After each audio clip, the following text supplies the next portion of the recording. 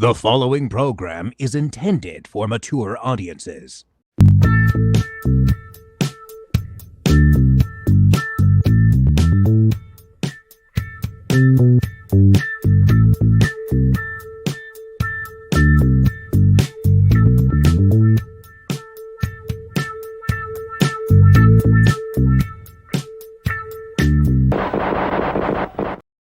Oh, yeah. Welcome to Flesh Wound After Dark. I'm Flesh Wound Dan, joined by producer Todd.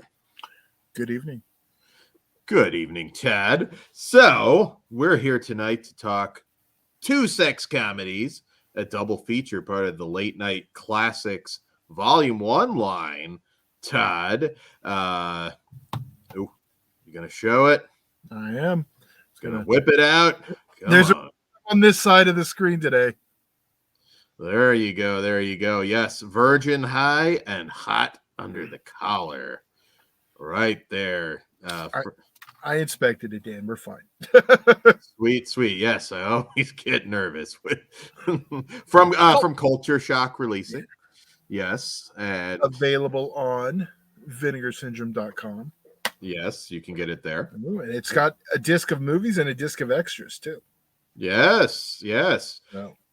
Very excited because we've talked here on the show before how there's a lot of sex comedies from the 80s and, well, shit, even going way back, like the old Italian sex comedies with Edward Fenech that are under some are not even on DVD, but yeah.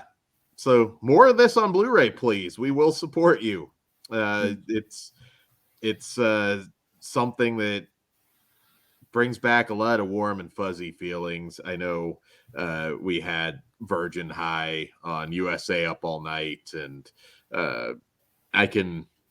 we'll get into the nostalgia, but I can vividly remember sitting down and watching this. And if you're a fan of USA Up All Night, it doesn't. If you've never watched USA Up All Night, these two movies are kind of like a perfect example of like what you got on USA Up All Night, minus some skin, obviously. These really have that spirit, just oozing the spirit of that show. So I think they were good for Volume 1. I'm hoping a lot of people go out and buy this. We can get more because there's so much. They have a history of not doing well. We'd like to see that broken.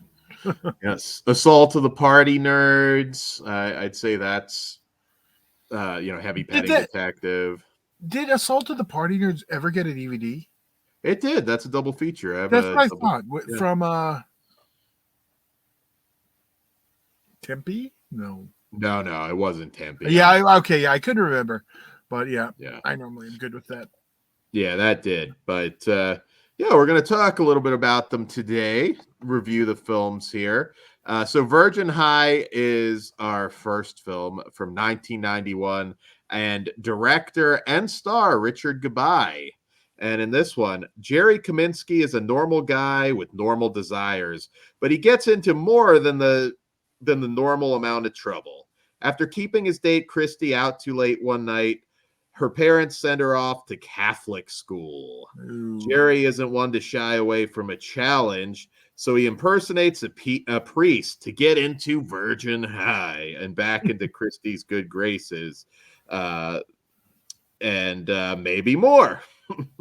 Then when a hypnosis scheme goes awry, Jerry finds that he's not the only one hot under the collar at the convent of the Blessed Virgin. In a nun disguise, Jerry chases his hypnotized honey to save her from a life of celibacy. But first, he has to deal with a crime syndicate's missing jewels.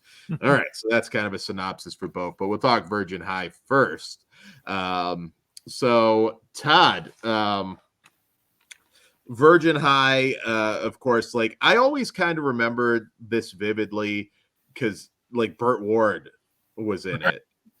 And I even as a kid, I always remembered the line, "Holy headlights," when the titties are exposed. And then you're like, goddamn superheroes, and even in my titty flicks.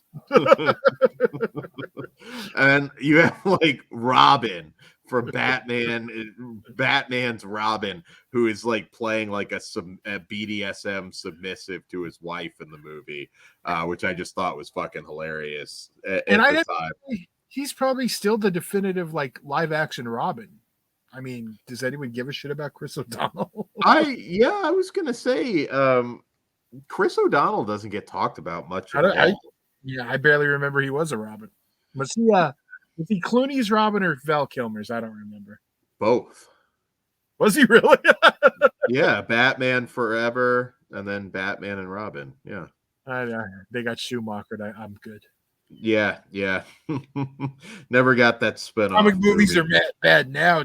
You know what? You probably would have liked those. You were like, finally some good ones. Give me Bat Nipples. Can you imagine how big a piece of shit Batgirl was?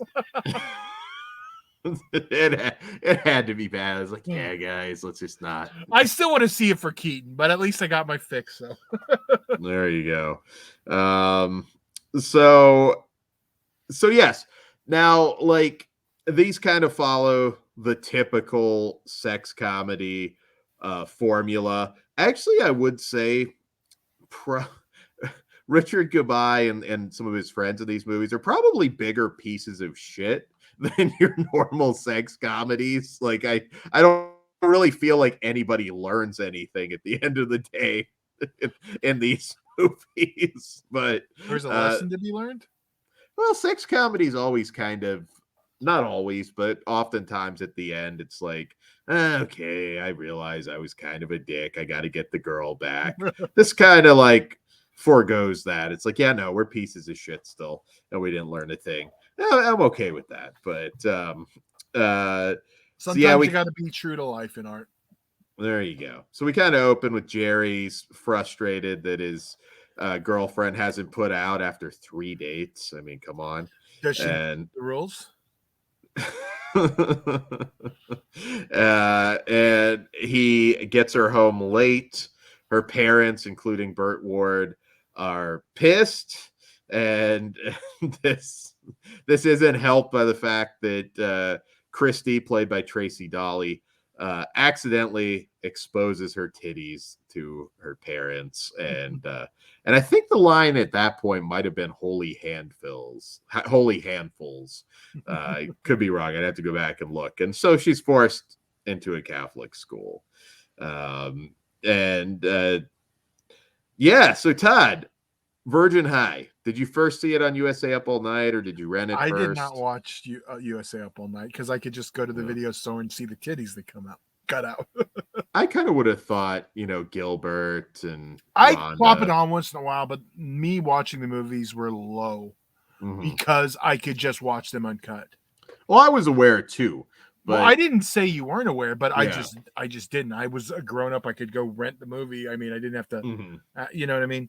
And same with Monster Vision. Why do I want to watch Friday the 13th Part 6 on TNT when I could just pull out the VHS tape? Totally get that, but I will say there was something that it felt like Halloween or Friday the 13th, like when those marathons would pop up on TNT. Like, it just... There was something about it. There's a nostalgia about it. There's a lot of fans probably watching our channel now that became fans of those movies through Monster Vision. I don't know about okay, maybe. I was going to say you got more Joe Bob now. Well, I mean, Drive-In, not Monster Vision. That's teaching them. But yeah, again, I'm all for that. And that's what I always say. And Dan gives the same excuse now why he doesn't watch Last Drive-In, which I totally get. But at least they're uncut. See, that's where I'm like, I'll throw on, like, okay, I got to watch Silent Night, Deadly Night 2. I know it's on Joe Bob. I'll check it out and see what the segments are. That's when I like watch it. Like, but yeah, I'm not gonna like. I know there's cuts of the Monster Vision movies with the uncut versions like added in. Like, I know we've seen that Evil Toons one, which was that's fun. That's something I could get into. Yeah, that's only if something I've watched. Like, to watch a weekly show like that now, you have to be down for the movie. I mean, that's the thing. And obviously, you and I have massive physical media collections, so it's a tougher sell now. Now, like, I feel like if we ever streamed or did a commentary while they're screening something, I'd be down for that at some point. That'd kind of get me into it more. It's I don't know. Like, you have to be in the mood, like you said, to watch the movie. It's like, well, I just watched Bad Man like 2 months ago. How many times you're like, oh yeah, we're gonna do the Joe Bob this week, then we just cancel it last minute because none of us are like into it. We'll make it happen. We'll make a Joe Bob thing happen at some point because they're back. Well, no, they're gone again. They're coming back again. They took a month off. So eventually, it's Friday nights have always been harder, but now that we're trying to work that into a hangout, we'll see. We'll that could be a hangout. We might it's going to be hard off of the movie, but well, we'll just promise to be quiet when they talk. How's that? Joe Bob talks. There you go. We give a shit about it, I guess. So Linnea Quigley is the mean girl in this one, and if you're a fan of hers, once again, of course, it's Linnea Quigley, so she gets naked, and she also has a lot of cute moments. She plays the sort of bitchy character quite well. It's another point where she's playing, much younger than she actually was, which I thought was kind of funny because she talks about, going back to like Night of the Demons and thinking she was like too old for the role at that point, but still, beautiful. Well, technically she was. Yeah. They all were really, but she was the oldest of the bunch. This is a fun little role for her. I thought she was really just cute in this, and the recurring stuff with Burt Ward being this Puritan type dude and then having the kinky wife, I thought was funny. Now again, this is not private school. This is not Porky's. This is not that elite level of sex comedy in terms of the gags, but the spirit is here just like you wouldn't believe. This really just takes me back to my childhood. And if you're a fan of Linnea, I was also going to say Michelle Bauer, who plays substitute teacher Miss Bush, popping up in a small role. This is just, this is 80s, early 90s fun. We get a car wash, booty shorts, music montage in here. This takes me back to childhood. Culture shock. Come on, bikini car wash companies, double feature, please. There you go. I think this is selling well. I know a lot of people that bought this that are not like huge sex comedy guys. It's the slipcover. It is the slipcover. I got the slipcover on this one. I don't always do that for partner label stuff, but I did. Even I do like that one. You got both covers on the inside. I'm not a fan of flipping, but whatever. It's cool. I do like the spines. I think can't really see it very good, but no, I like the line. I'm excited. I will buy everything from this line. Well, I've been actually already buying all the culture shock shit, so definitely this line is top of my list.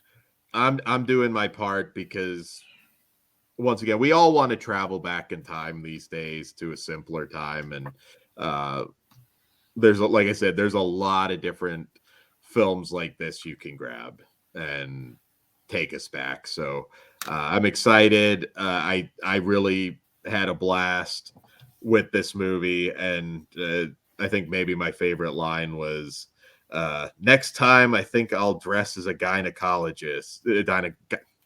Gynecologist. I know how to speak. I like gynecologist. It's gynecologist from now on. Yes. And then the friend replies, "You mean a poon doctor?" And then they just start laughing. And that's a mild spoiler because I think that's the last scene. Jeez, Dan, giving away Black Adam showing up or something. There's her. Virgin High is too cool for Black Adam, Todd.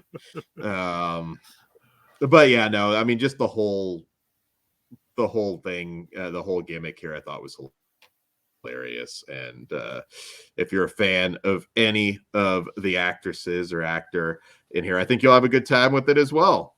It's a fun movie. I'm actually kind of excited to go back and watch the USA Up All Night presentation of it. But you will not be seeing Linnea in all her glory in that version, unfortunately. Is it the actual TV version though, or is it? I should know that answer. That is normally, for some things I'd say like, no, I'd rather it just be exactly how it aired. I don't feel like I don't know. Like, it's not like it wouldn't have been just as well. It would have been more cool, let's be honest, if we were getting these movies as they were intended to be seen on USA Up All Night. So I'd say, like, yeah, if it's an option, I'd like to see it. Kind of. See, I like it just the segments. That's me though.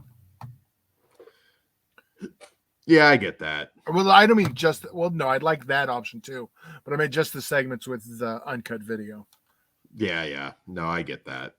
Yeah, this definitely made me feel nostalgic. So Todd, what do you rate Virgin High? Oh, it's a hard one, like, because there is nostalgia, like, and I do really like it. I got to give it a 3.5. Yeah, I'm at 3.5 as well. If you don't like these kind of movies, I mean, if you haven't watched a lot of the classic sex comedies, I'm going to suggest go watch Private School first, or even like a Hot Dog the Movie. And if you need more of an incentive to watch Private School, go watch Fleshman Farce's review of Private School, and then watch it out of spite because Ozzy's wrong, and then tell him he's wrong on that video. Yeah, that's that's definitely watch that and then respond and tell him what a terrible taste in movie. I think we need a call to arms. Everyone who is listening, go comment on the Private School video and just tell Ozzy he's wrong. Yes, please. I don't know how you don't love Private School. I don't know if I trust a human being that doesn't love Private School, but that's Ozzy. So yeah. But anyways, moving on to 1992, also directed by Richard Gabay, Hot Under the Collar, which I did the synopsis for, but this is it was advertised back in the day, I believe, as a sequel. It's kind of like just a reworking, I would say. Although I'm trying to think, really, there's nothing in it that would contradict it being a sequel. It's kind of like the sex comedy. Or no, sorry, it's kind of like the erotic thriller thing. We're just kind of let's do it again. Yeah, pretty much. It just like, we don't need to put a 2 at the end of it. But if you knew, you knew. You didn't, you didn't. It was one of those. It worked. It worked. You did not need to see the other to. You wouldn't get too lost. Yeah, in this one, Jerry Kaminsky poses as a nun and a priest as well. This one has a much goofier vibe than Virgin High did. This one really kind of has that goofy vibe to it. And I hadn't watched in a while. Virgin High, I know I've watched in the last, 6 or 7 years. So that one was still a little fresh in my mind. Like, we have a lead mobster villain in this that looks like Pepper from American Horror Story. That's, really kind of, going like full Benny Hill kind of goofiness there. But what we do also get in this is Melinda Clarke is the girlfriend, Monica, just a year before Return of the Living Dead 3. She is gorgeous, of course. She was definitely a childhood crush from Return of the Living Dead 3. And I probably learned I was a little bit fucked up on that movie because I think she was hotter as a zombie with the glass. I don't think that makes you fucked up at all, because anyone who likes that movie knows that is the correct answer. There you go. Yeah. But Dan, you will sit there and shit on a beautiful girl who has a spectrum piercing. What are you talking about? I'm the nose piercing, Dan. Oh yeah, sometimes the nose piercing Nope, you doesn't shit on work. it every time. No, don't make me yell at you again. It depends. But Well, I love you're going off on this look, then you can't take that. I love tattooed girls. You know that. Anybody that knows me knows that. Like I get shit all the time. You can be covered in tattoos, and I love tattoos, but Get your too pussy to get one. Go figure. I don't have one yet. I will. But Yeah. now I will say piercings are a little different. I don't get genital piercings. Never have. I don't feel like that adds anything. Like it does nothing. Well, it obviously does from what the people who have them say. I don't know. I spoiler, I don't. No. But obviously I'm not going to say who, but there is somebody in the YouTube community, let's just say, that does have one. is this like a weird thing to you, Dan, because you felt the need to say that? I mean, I know multiple people. Well, I'm not going to just say who it is because you felt the need, like I know one of them. But I still don't get it. I still don't get it. You know, you get the idea of a ribbed condom? Well, sure. No, I mean, It's the same idea. I'm trying to, like, from the woman's perspective, like, I kind of get it. I don't know, like, at least on a dude, like, I don't feel like that would do anything. It's the ribbed condom. I just literally just said it. I don't know for a dude. I really. You mean feel good for the dude? Well, I don't know what you're trying to say, Dan. When you're up in a woman with a dick piercing, Ted, I don't feel like it would do anything. Now, obviously, it's not for you, Dan. I know the selfish lover you are. That's not for you. I am a very, very giving lover. Well, then you should know. I will not pierce my dick because it only gives her pleasure. No. I don't get them in like for a girl either. Like I feel like I might tear my dick on that. Now I have known a couple girls that have had that, and the whole time I'm like terrified that I'm gonna like tear my dick and become some story on the internet somewhere. It can happen because you can't tell where your dick is going really while you're up in there. Like, what if you get your nutsack torn open?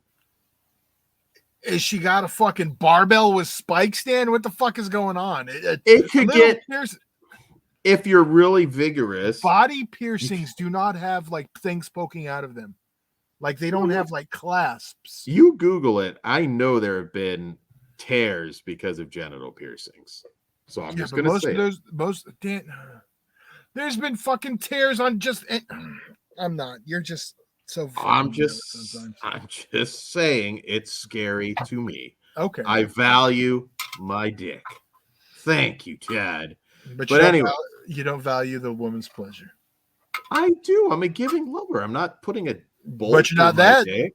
Yeah, I'm not putting a bolt through my dick. Sorry. No one said you had to put a bolt. You got to go straight gauge it to a bolt. I'm just gonna say to the girl, it's hardcore. Like, hey, you didn't want to put like glass in you and do like some Return of the Living Dead 3 role play. I won't put a bolt through my dick. There you go. And that will be clipped for shorts. But on that note, no, you'd have to say you would do it for me to clip it. All right, let's see a scenario where I would do it. Oh, I don't care, Dan. Let's see. Feruza asks me to do it. I might be piercing. Dan, you'd suck 13 dicks if Feruza asked you, so don't use her as an excuse. And let's get to our next. It 13 times, knowing what's coming, Chad. God damn it. Yes. Okay, what do we do? With a song in my heart, I will.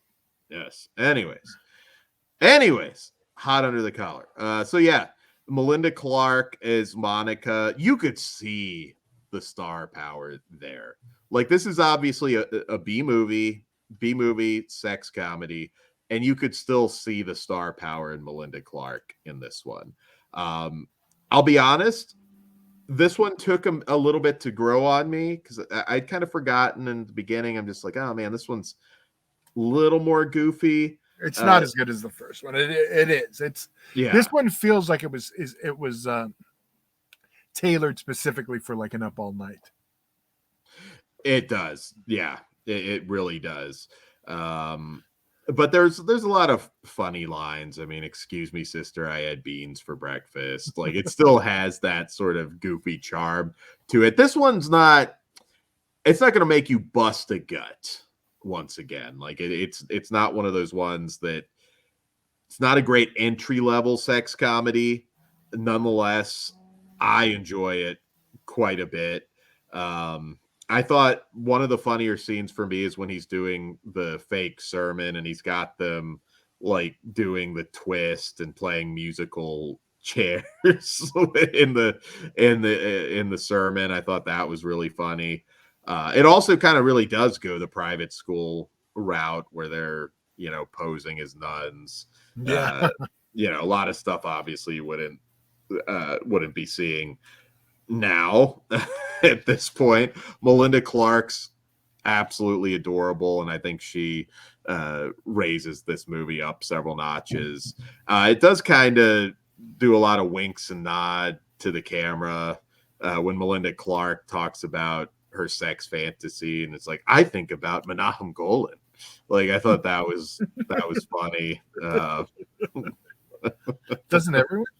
The Bruce Lee cameo, in here, the dude, I think you're in the wrong movie. Like that made me laugh. Yeah.